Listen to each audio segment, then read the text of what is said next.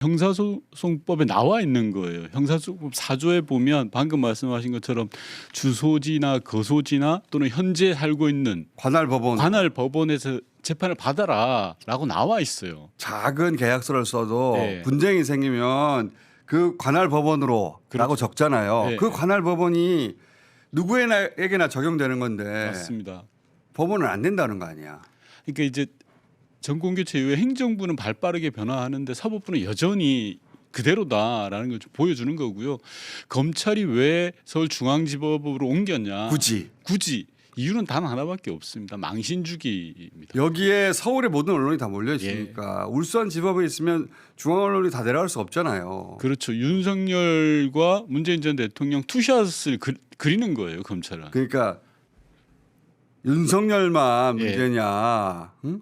민주정부 노무현도 부패했다 이거를 보여주려고 하는 거잖아요. 진보 정부도 부패한 거야라고 우기고 싶어서 지금 이렇게 옮기는 거예요.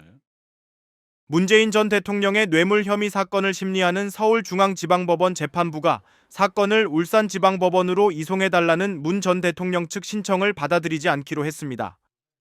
서울중앙지방법원 형사합의 21부는 문 전 대통령과 이상직 전 의원의 뇌물 혐의 사건 첫 공판 준비 기일에서 신속하고 공정한 재판의 측면에서 볼 때 본 재판부에서 재판을 계속 진행하는 것으로 결정한다고 밝혔습니다.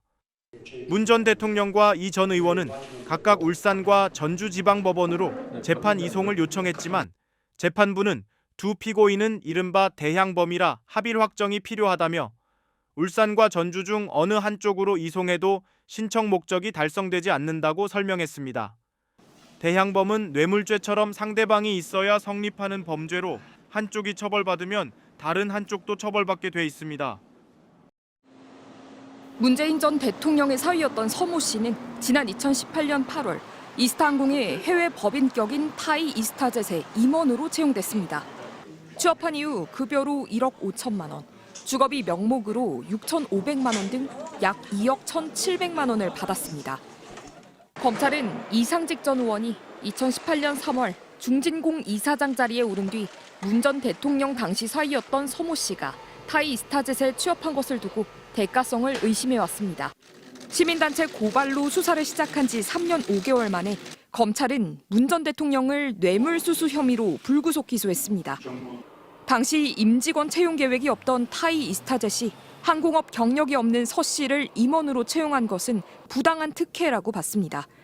이상직 전 의원이 프로필 주면서 실질적으로 지시한 건 맞나요? 맞습니다. 서 씨가 취업한 이후 문 전 대통령이 딸 부부에게 해왔던 금전적인 지원을 중단하며 경제적 이익을 얻게 됐으니 서 씨가 받은 금액만큼이 문 전 대통령이 받은 뇌물이라고 판단했습니다. 검찰은 타이 이스타젯의 실소유주였던 이 전 의원은 뇌물 공여 혐의로 재판에 넘겼습니다.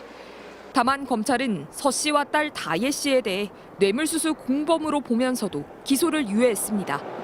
검찰은 전직 대통령에게 법적 책임을 묻는 것이 이번 수사의 핵심이라며 기소권을 절제해 행사했다고 자평했습니다.